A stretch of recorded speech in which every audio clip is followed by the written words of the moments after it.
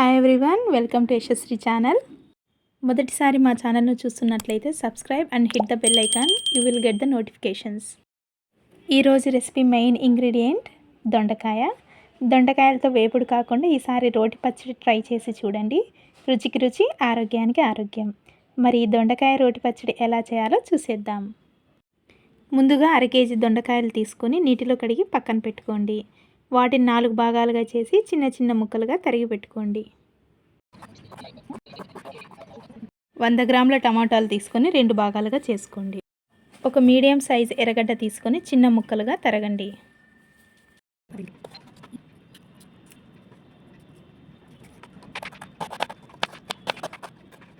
చిన్న తెల్లగడ్డను తీసుకొని ఒలిచి పక్కన పెట్టుకోండి. 1 టేబుల్ స్పూన్ కొత్తిమీరను నీటిలో కడిగి పక్కన పెట్టుకోండి. 1 టేబుల్ స్పూన్ చింతపండును నీటిలో నానబెట్టండి. 100 గ్రాముల పచ్చిమిర్చి నీటిలో కడిగి పక్కన పెట్టుకోవాలి. ఒక ఫ్రై ప్యాన్లో పచ్చిమిర్చి, తరిగిన ఎర్రగడ్డ ముక్కలు, తగినంత ఆయిల్ వేసి బాగా వేయించుకోండి. అవి వేగాక ప్లేట్లోకి తీసుకోండి. ఈ విధంగానే టమాటో ముక్కలను కూడా ఆయిల్ వేసి వేయించుకోండి. మీకు కావాలంటే జీలకర్ర కూడా వేసుకోండి. తర్వాత దొండకాయ ముక్కల్ని కూడా ఆయిల్ వేసి వేయించి పక్కన పెట్టుకోండి. మీరు ఈ దొండకాయ పచ్చడిని రోట్లో కానీ మిక్సీకి కానీ వేసుకోవచ్చు. ముందుగా రోట్లో వేయించిన పచ్చిమిర్చి, తగినంత ఉప్పు, తెల్లవాయలు, కొత్తిమీర వేసి బాగా దంచుకోండి.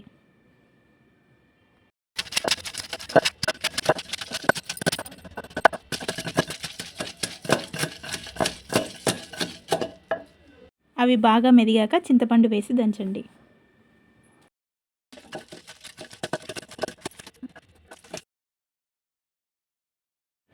తర్వాత టమోటాలు వేసి బాగా దంచండి. టమోటాలు వేసినప్పుడు నిదానంగా రోకలితో దంచాలి, లేకపోతే టమోటా రసం అంతా మన మీద ఉంటుంది. ఇది బాగా గుర్తుపెట్టుకుంది టమోటాలు దంచేటప్పుడు. తర్వాత వేయించిన దొండకాయ ముక్కలు వేసి బాగా దంచండి. పచ్చడి బాగా మెదిగాక గిన్నెలోకి తీసుకొని అందులో ముందుగా వేయించి పెట్టుకున్న ఎర్రగడ్డ ముక్కలు కూడా వేసి బాగా కలుపుకోండి.